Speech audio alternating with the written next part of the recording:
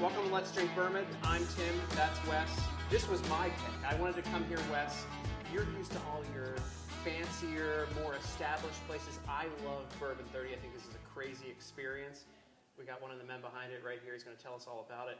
I mean, we're sitting in a room that people can come in and make their own bottle out of, right? Correct, yeah. So tell us about this. Where'd this concept come from? So the concept kind of came from Jeff, our owner, my dad, so I'll refer to him as Jeff. So Jeff kind of wanted to give people, the day in the life of what we do. And he noticed, like, going to distilleries on his own and things like that. He noticed there was kind of a separation between, like, true production and then, kind of maybe what, or I guess a lack of what the tours could do. So there's a lot of pretty things and a lot of, how it works and everything, but there's only a certain amount that you can do when you're that large. So he just wanted to, kind of get the hands-on experience and do all that. And this was kind of the best way he felt like he could do it, is the JMat experience. So I love this, and it's going to be a lot of fun as we do it. But it takes me back to the early days of our distilling company when we were filling sample bottles in my basement in my garage. Absolutely. And we had a blending and bottling facility that was very much like this. You look at the outside and you're like, oh my gosh, just looks like a warehouse. But some amazing magic is happening inside. So, and when we got here earlier, we were talking about the filler that's on the wall there, which is very similar to. So it's like coming full circle for me to be back here, and I love it. I love just being able to walk around and sample barrels, and I think it's going to be a lot of fun. But there are a lot of craft distilleries. This is how you start out. It's not. It takes a minute to get to the consumer savvy large tour centers or whatever. But there's something beautiful about the simplicity of how we really do our jobs. It's definitely. I think it's the simplest it could be. Yeah. We definitely, we have the four walls and the minimum requirements of what we need to get bottles out. And I think it's kind of it's a neat thing to see it at this simple of a level. And then, as we grow, hopefully we don't forget these four walls that we started in. So. And you have gotten bottles out. Now, you said you were only in 12 states. I've seen your stuff everywhere. People are selling your bottles at secondary market prices because they are all unique. You make very small batch runs. They're all still handwritten. Correct. Yep. I met the girl that writes, or the lady who writes all of the labels for you. Yep. Savannah, she just left. Yeah. But, she does majority of our bottles. Now, we do have our gift shop manager. Her name's Pops. Well, that's her nickname. A lot of people here have nicknames. Yeah. Being family owned, everyone gets a nickname. But Pops does a few of the number tabs and things like that, and then Savannah's definitely, top of the quality control. She's the last person that deals with the bottles, writing on the labels and whatnot. So she does majority of them. She handwrites names, proofs, number tabs, all that good stuff. So I wouldn't want to do it. Glad I don't do it. So well, it's a very important part of the process, and everybody who touches that bottle, and truthfully, the last person that touches that bottle is the one that that leads to the impression to the consumer. So you want to make sure the last person that touches that bottle is going to take the pride.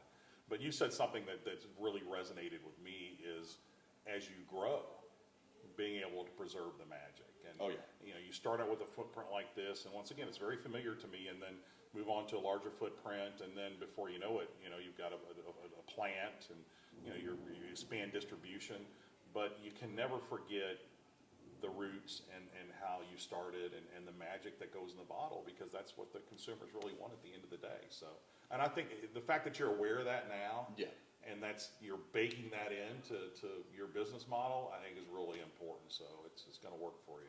That's when you got Jeff as your your boss, but also your the person you look up to and the person you learn everything from.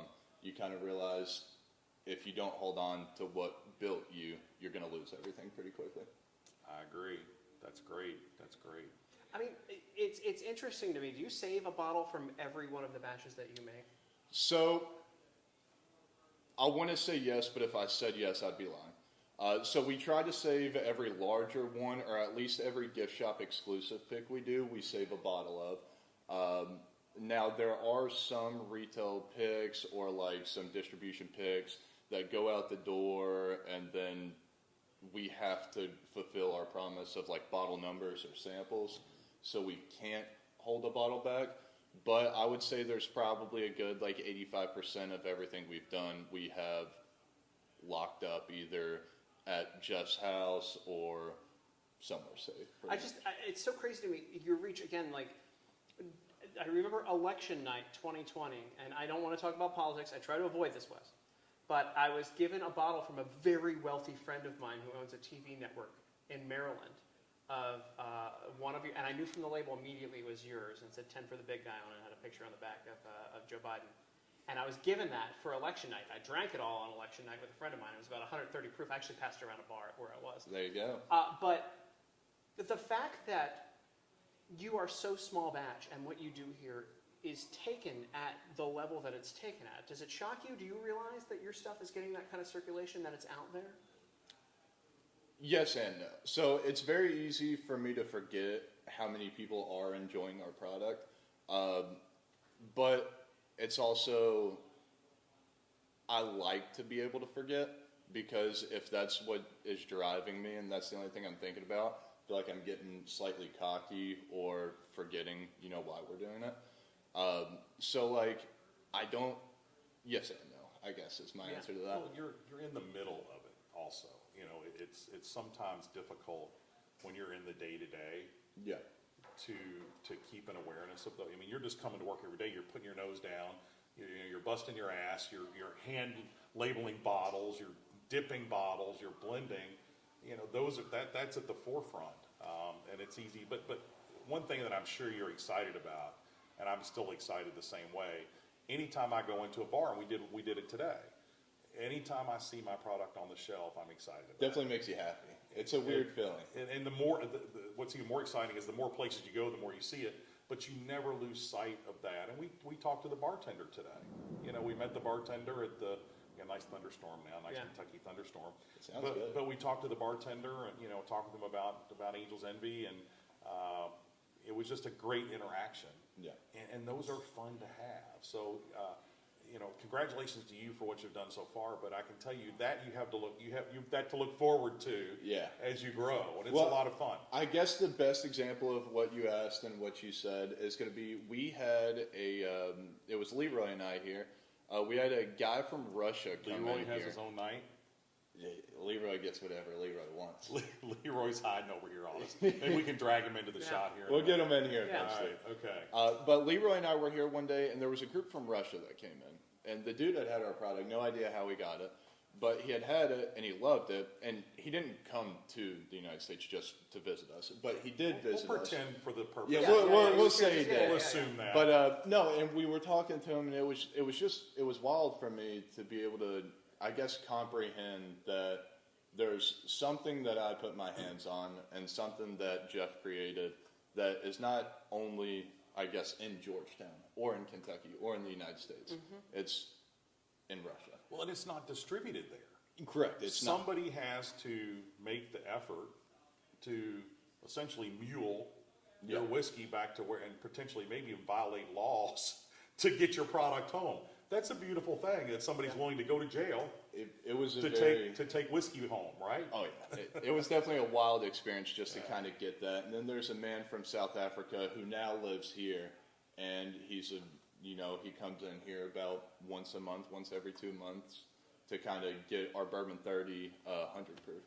That's crazy. So like awesome. that's a fun one, and it's just it's fun being able to see that like our product kind of like unites several cultures. I guess that's probably the craziest thing that I noticed. And you didn't have the Bourbon 30 release didn't come out right away, right? You were just kind of doing barrel picks first, and then it turned into a distribution of the Bourbon 30 release. Am I wrong with that? The way it started was Jeff worked at Toyota, retired from Toyota.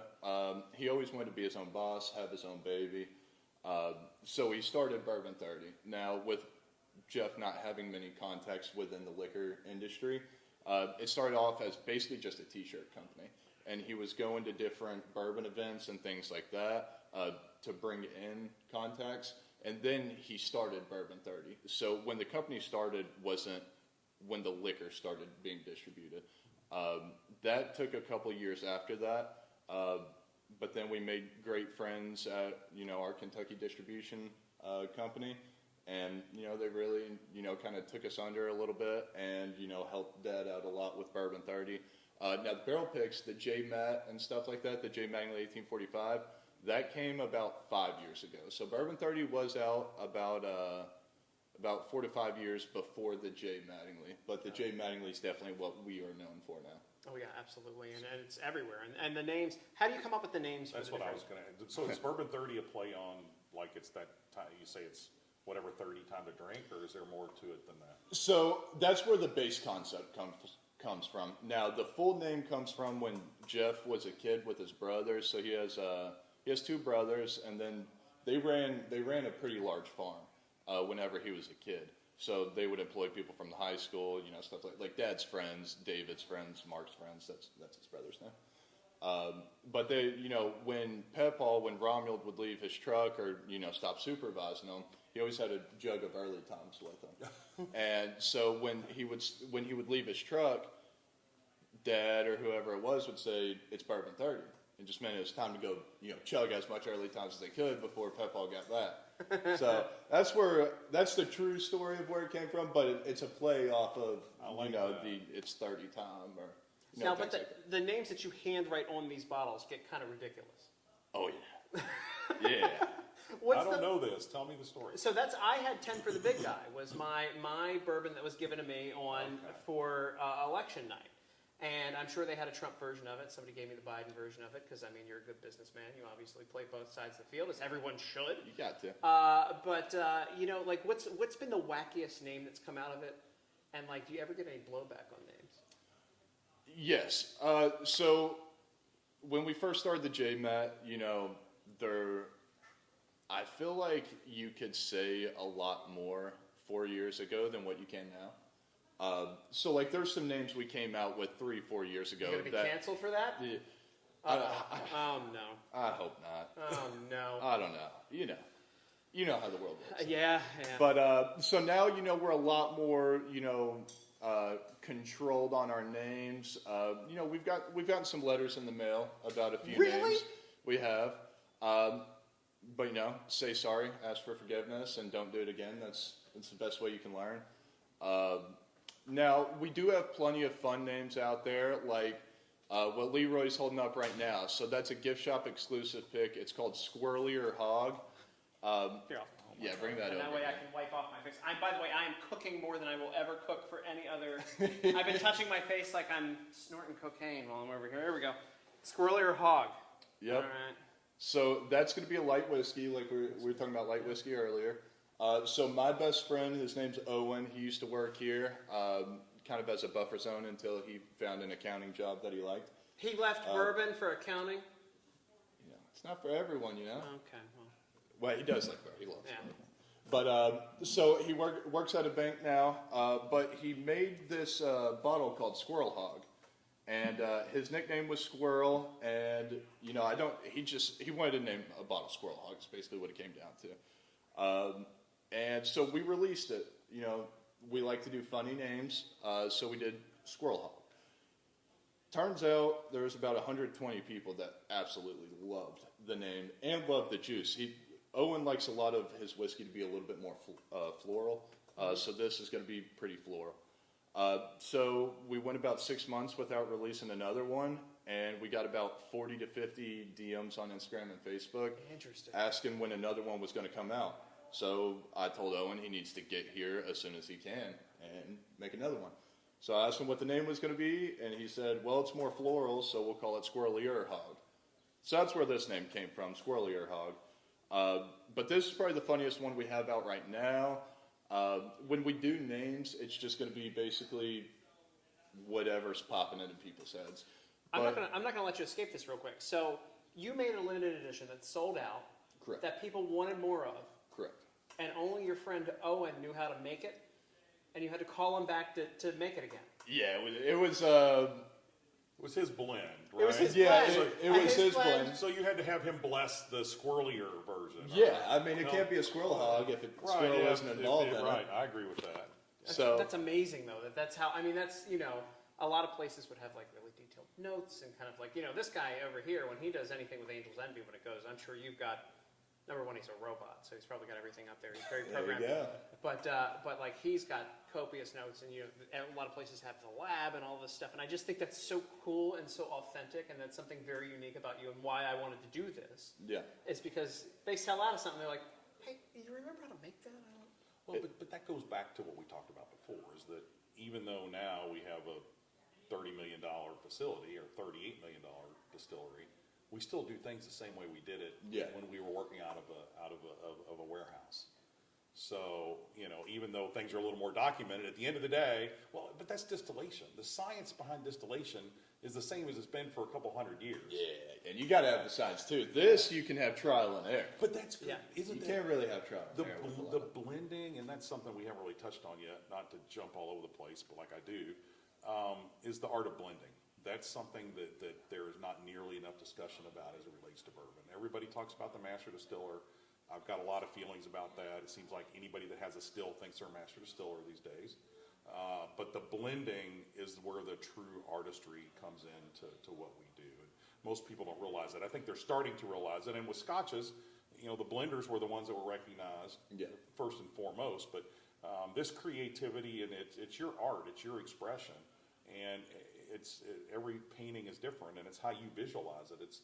It's what is your vision, or what's the squirrely vision of what you got going on? Yeah, and then there is a vision for that. So I think it's really important to note that, and that's the essence of what you're doing here right now, is that you all are taking barrels from all different sources. Anybody can distill some bourbon, throw it in a barrel, and let it sit in a warehouse. Everything comes from the same still. Everything ages in similar environments, and toss it together and come up with this consistent product. It's taking barrels from different sources and blending them together in a creative way that I believe is really where the canvas happens and where the artistry happens. So, and it's harder than anything else. So kudos to you. And you already know this, but not everybody knows that. Not everybody's watching this realizes that. It's definitely, a lot of people when they come in to do the JMat experience and things like that, they come in and, they're strictly looking for a single barrel. And it happens with a lot of retail stores too. They just want that single barrel. And then we kind of, we tell them a little bit more about the blending and, how you can, pull a flavor profile from this barrel and that barrel and really generate something really good. And, 9 times out of 10, they'll walk out here with a small batch or a blended product. So, it's always interesting going from, that single barrel, it's all done by the distiller mindset, just to the, if you bring in some blenders and you bring in some people like that, you can really generate a good product from there too. Yeah, no kidding. When you bring in, by the way, because anybody can come in, the experience is it still $175? Yes, sir. A full day? Yep. So it's $175. You go home with your own bottle. You get to play around in here. Have you had somebody come in who's like a real pro that's been like, it's wild turkey? Or that's Elijah Craig over there. I can taste that. Yeah, I mean, so we get a lot of people in here that know what they're talking about. Good palates and everything. But then it's always fun. You get some people that don't really know, and it's like, boom, that's that. That's this. This is no better than that. That's always a fun one. But no, so it's great. We had a guy in here. I think it was Friday, and he had like 3 pages of notes he was going through. Nice. And he made this blueberry, it was a bourbon actually. He called it blueberry smoke is what he called it. And it was exactly what the name was. It tasted like, right off the bat, like an artificial Dum Dum Pop, like the blueberry artificial. Really? Like right up front. Then it, got a little dirty, a little smoky. It was just, it was really good. He spent about 3-4 hours on it. He did great. So yeah, well, I mean, we get some really good palates in here, and we also get some people who just want to drink. Yeah, you get some. You have a good time. But that's gotta be the coolest part. And for you, did you get to taste blueberry smoke? I take it you did. I did. I loved it too. And Were you like, dude, give me your notes? Well, I did play some playoffs of it, but then I told the guys like, this is yours. Yeah. Like, this is your baby. You made it. We'll leave it to you. And then so he took his notes with him. And that's the one and only bottle of it. And how do you, ahead of time, without sampling the barrel, him not knowing, Yeah. What is here? How do you work backwards from it? How do you come in saying, I want to get a blueberry, and not knowing what's here, and manage to construct that? There's a little bit of luck there too. There is. So one thing we do is like Leroy, myself, Charlie, Aaron. So we have 4 different mash bills here. We try to guide one person to each mash bill at the beginning of the week or the beginning of the month. Anytime weather is going to be consistent for a long period of time, we do it because it's the less chance of barrels turning and changing flavor. So like a lot of the times I'll take bourbon. Leroy will take, whiskey or wheat, but we don't have many wheat barrels left. And then, whoever falls into whatever mash bill, and we'll take individual notes on the barrels. And then that way, if someone wants something specific, Leroy can go up to them and be like, okay, 492, 838 has this, and then 624 has this texture. And he'll give them a little cheat sheet to help out. In a day, somebody is making a bottle that a distillery takes months and months. You're the pro on this. To make the perfect blend, and granted, this is a lot smaller operation.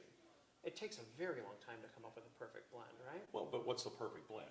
It's in the eye of the beholder to a certain extent, and that's really what it should be. Someone's coming here to personalize their experience, and they're coming here to create something that's unique that they love, that they can share with their friends or whatever the situation is. So, in a way, I'm not in any better position to judge what's in that bottle than anybody else. Just because we make whiskey or blend whiskey, it's a very personal thing. So I love that. It is. And so that kind of segueing off of that, that's one reason that Jeff wanted to not make a consistent product for the JMats. He wanted every release to have its own individualized characteristics. That way you might like a blend, and I might, and there are 3 different blends. He's going to make something for everyone's profile. And sorry not to cut you off, but I think what's cool about this too is nobody can hoard this, because a lot of people, when you see these picks in a store, you're going to open them, you're going to drink them.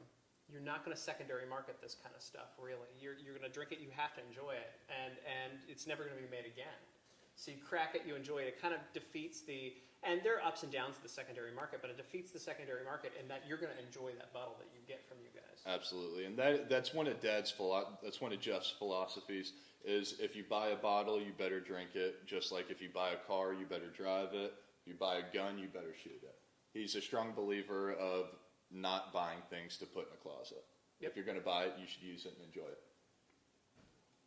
Wes, you got any?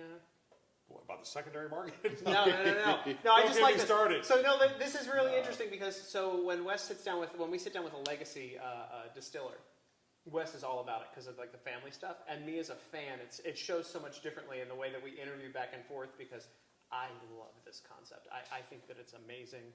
I think that the ability to come through here and pick and be a geek or be a novice and come through. I think I'm the geek, right? And I didn't bring any notes today, but like. I'm the person who wants to make the perfect blend for myself, and we'll sit here for 4 hours like a weirdo. We got plenty of time. You'll sit here for 4 hours. Yeah. I think that's a really good analogy. But we're all geeks in this industry. Yeah. At the heart of it, even Bill Samuels is still a bourbon geek. Yeah, yes. You may have a brand that does 1 million cases a year, but at the end of the day, the reason you got into it was. Probably some of it was a family connection, and most everybody in the industry. You have 2 generations in the business, right? Between your father and you, right? Yeah. So as of right now, yeah. Okay, so that's and there's some, as you know, the beans and the nose. There's eight generations. We have 4 that have worked at our plant. So but at the end of the day, it's that connection to the geekiness. I believe that's what keeps us going. Yeah, no, absolutely. I also think it's interesting, the overlap with the Samuel story with Maker's Mark, that it was his dad's hobby that he wanted to retire with, and your dad got into this.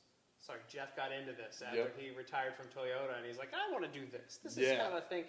It's so interesting how the stories kind of overlap in very interesting ways, and it's always family, too. Wes, I think that's one of the most interesting things about bourbon, and one of the things I've learned about the industry is that it's always a family. It's very rarely outside people, not with these larger brands, not with brands that are very successful. It's never these outside people. It's people who like just want to develop it, and it really is the whole industry across seems to be a big family. Lots of cooperation. I'm sure you've seen it. I'm sure you've made friendships with people, other people in the industry as well. Oh, yeah. It is a fun thing that a lot of people don't believe in, is that other companies are willing to help each other out. Like it's not a cutthroat, kind of company kind of thing. Like you ask me for help, I'm gonna try to shut you down, kind of thing like that. Like there's a lot of other people that are willing to help. The salespeople are the ones that they duke it out.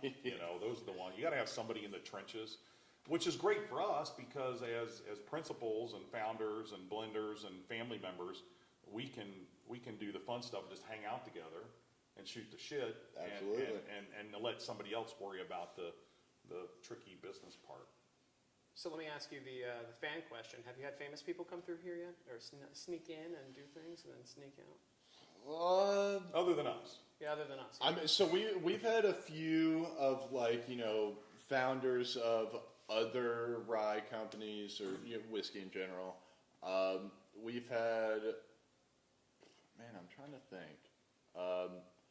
So my celebrities or my famous people are going to be drastically different than other people. I don't know. So we had a very under the table special response team come in. Okay. And so military or law enforcement? Law enforcement. Okay. So federal agency or state agency or local? Federal. Okay. So it was fun. They came in. I'm drilling down here. Yeah, you got there. Are they bomb guys or those guys? Just special response. Okay. So they came in and that's my celebrity. Secret Service? No. So and then they came in. I'm gonna have to start saying maybe. Let me contact my lawyer. I've got contacts. I can figure this one out. Yeah. But so they came in, and we all shut our phones down, put them away. They came in and blended their own bottles, and that was the coolest experience I've had. Or anytime a Navy SEAL comes in. Oh yeah, that was good. That's my celebrity. Yeah. Now I'm trying to think. Leroy, is there anyone that pops off on you? Who's that football player? Anthony Munoz. Yeah. So Cincinnati. he came in. He was great. Yeah, he was a good guy. Yeah, he was really awesome. So that's one. All the Kentucky basketball. The coaches. Tony Dell. Nice. Jack Givens, Goose. Goose and Jeff are like that. They're two peas of pod right there. So they like each other. So those are just some names that's Kentucky. Those guys are the heart of and I agree with what you said. And Tim feels the same way too. As far as who our celebrities are and heroes are. Yeah. Who we believe that are the people that do the real important stuff. And I think it's great and we always clear the deck anytime we can get somebody like that in, which I know you guys did as well. It's fun too. Yeah, and they're usually cool as shit too. Yeah, and that's the wild part about it is they are really cool. They also need a drink, honestly. They The do. stuff they deal with. They deal with a lot. They need a little let off. Yeah. Good point. All right, so listen. We've talked to you about all of this. I love this, but really, I think Wes and I should get down to business and try to put a bottle together. What do you think, Wes? Let's do it. Hopefully, I so. can figure out how to do it. We're gonna go with your guidance as well, and I'm gonna let Tim play around also. Kind of maybe give you a little more free reign. Please. I'm just gonna sit back and I'll sit back and say, That's kind of it. And I cannot I have to spit. You have a spittoon around here, We right? do, yeah. Because if you're sitting around, I'd imagine 3 or 4 good tastings of this, and a lot of people are going to be in outer space. Especially if you're running with the whiskeys at 130, 135. So you might be having a. Is that when you, by the way, when you have somebody who doesn't know what they're doing, they come in, they get a couple of the big ones in them, do you turn them towards the cheap barrels in the back and you go hey, go? No, it's always a. Pour the early times. Not that there's anything wrong with early times. Hey, give them a bottle of early times. It's not one of my favorite dollar for dollars is the early time bottle and bond. Oh, no kidding, right? Yeah. $22, the Love best thing you can get Love on the it. market. Blue label, solid. It's great. Is it still they sold I think they sold the Sazerac. They sell They the do. Sazerac? Yeah. So at Brown Forman, that was one of my dad's favorite. Well, actually, Old Forester was his favorite, of all the whiskeys he worked on at Brown Forman. But he still liked the early times. And You can't go wrong with it. And in fact, it's allocated in some parts of where I live in Texas. Who would ever It's in the fancy say case. that Early Times is allocated anywhere? The great thing is like North Carolina, you Right. can't get it there. So like they'll come here. I'm like, yeah, just go And the up the state road stores, a mile away, Wow. and you'll find all the bottle and bond that you want. Well, like, good they're for them. great. Good for them. That's another one. I was just talking to Wes while I've been here because I'm filming for a month here with him, and then I go back home. The bottles that I've bought are the benchmark, all the different benchmarks that they've come out with. Yeah. Because you can't find it where I am now, and it's like they're $17, $20 bottles, and I'm like, just give me all of them. I want to try them all. Yeah, This is just like take them all. such a fun thing to do for an affordable bourbon. I mean, Yeah, it's like, absolutely. There's wild stuff. All right, let's do this. And I'm going to pretend we're going to do the wrap up now. And then I will pretend that, Do we we'll want do to it talk to Leroy first? later. Yeah, let's get you. You wanna hop Leroy in here? Yeah. No, well, just come on, just come Yeah, on, get in stand here. in No, here. here, Yeah. stand in here, and I will towel myself off on the side, as I am. Yeah, Tim's like Elvis over here with his. Ooh, I really am. I gotta lay off to the side. All right, Leroy, we've talked about you. We've been pointing at you and everything like that. So Yeah. tell us about what you do here. Why are you here today? Well, I got strung in because I was his dad in college. Okay. He We was played my dad. played baseball together and Okay. graduated, and he left college to come work here and drug me along with him. So you kept him out of trouble or got him into trouble? Which A one? little bit of both. I try to keep him out of trouble, but sometimes we get in some issues. You were about to answer that. It was What was your- a beautiful half and half. Yeah. You've got to have Beautiful that half and half. balance, you know? Yeah.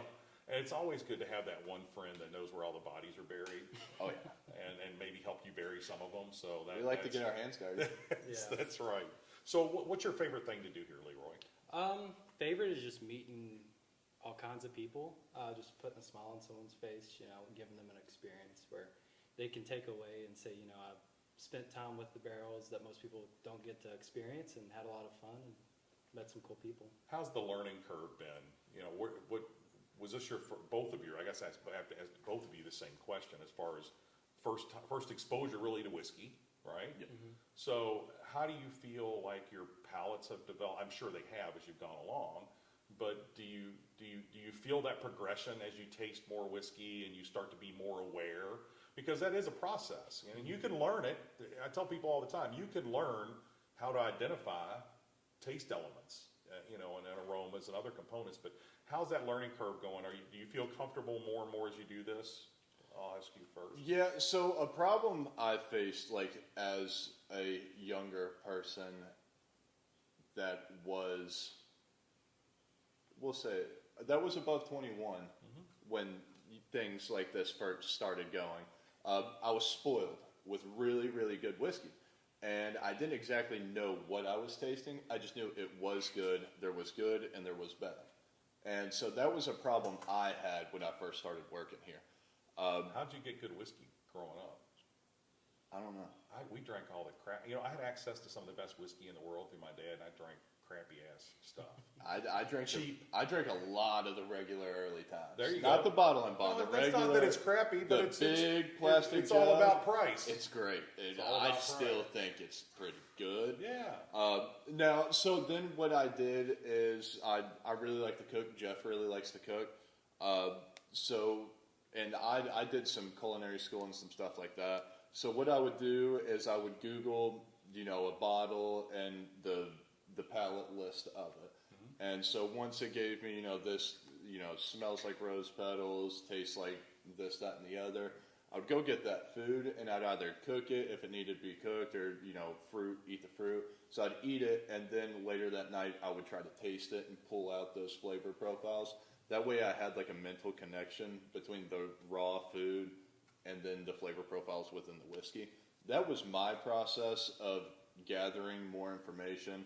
Then I'd drink stuff like brandies or other forms of liquor to be able to develop a flavor profile. Okay. That was kind of my journey. Leroy, what's yours? How have you been able to, to develop that? And I know it's a learning process, which you all understand as well. Yeah, I guess day one when I came in here, Jeff kind of threw me at the wolves and said, "Here's the barrels, make something." Okay, So, that's a good. I was tasting it around and, came up with a mediocre blend, I thought. And, Jeff hypes it up just to build my ego, which is very This is the nice best of him. I've ever had. Yeah. He's Yeah. very positive. But Now get back to work. a lot of it was just, helping guests figure out their flavor profile and learning from the guest, and then also being around like distributors, liquor stores who really know their stuff, and people who come in with the notes and learning it. I equate it as like a language that you have to learn sometimes. Like I taste that there's something there, but not knowing what it is. And like, I don't know, a couple years ago, I tasted something and I was like, what is that? Or I'll bring it to him, bring it to Jeff, and it's like, oh, it's strawberries. And it's like, I would never have thought that was a strawberry. Like, I wouldn't associate that barrel with that flavor profile at all. So it's just every day trying barrels and learning something new. And everything's different. Every barrel's different, and these barrels will change as they sit here. Mm-hmm. So what's That's a fun one to explain Yeah, to people. what was like 6 months now, we're sitting in a fairly, a toasty warehouse in July and August in Kentucky. You're going to get some maturation and secondary maturation in these barrels. But one thing I'm wondering if you all have keyed in on, I'm sure you have, and then we're going to let Tim make some whiskey here. When you're doing blends with folks, I think sometimes, in my experience with this, is to create something that I like. And it's being able to let go of my preconceived notions of what something should be.